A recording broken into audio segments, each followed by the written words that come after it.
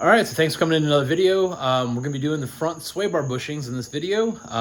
My setup's gonna be a little bit different because I've had the car apart for the past month.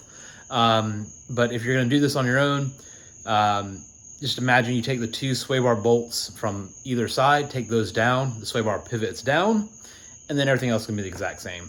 I'm just gonna do it on the workbench because it's already off the car. All right, so sway bar bushings. The new bushings do come with grease, which is fantastic. Old bushings is pretty much just going to be a pry and then you're going to be done. So just keep in mind where this orientating, I guess, slot, nub, whatever it is, that's going to match up with your bracket. Anyways, take it off, just pull it apart and you're done. Other side, it's the exact same. Off and you're done. Old bushings are off. I'm going to go ahead and give this a bit of a clean, and then we're going to go ahead and put the new ones on with some grease. All right, so we got our new bushings. We have our grease, and we're just going to put a fair bit of it on each of these bushings, and then once we get it on the sway bar, we can give it a couple rotations to help work all of it in.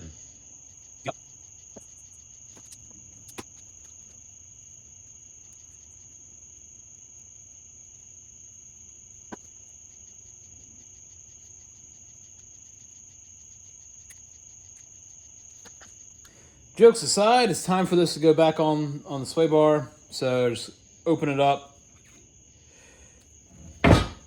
And boom, we're good. Open it up and boom, we're good.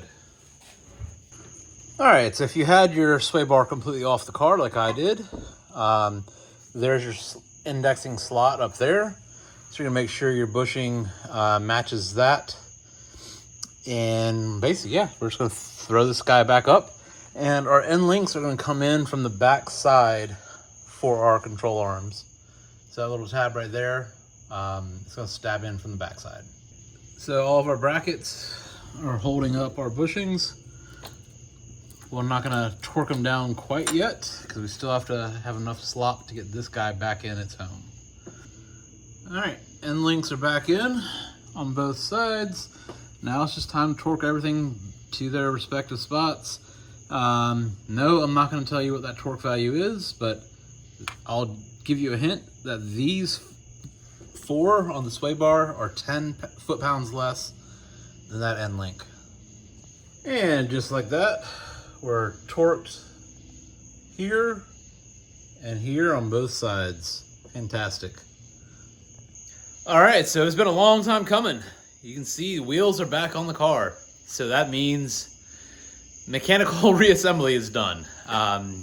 Two fairly large tasks still to go. Fill and bleed power steering, and then flush and then refill coolant. So I am gonna end up doing a full fill and flush cycle with the coolant, and then I'll go back to the distilled and Dexcool 50-50 mix. That being said though, that stuff's easy. You can do it on your own. You don't need me for it. And realistically, no one's really making it this far in the video anyways. So, that being said, I'm done. We're done. Car's back together. If there's another update on this series, that means I severely messed up the car and I reassembled something a bit wrong. Anyways, hope you enjoyed, hope you learned, hope you got this far in the video. We'll see you in the next one. Thanks.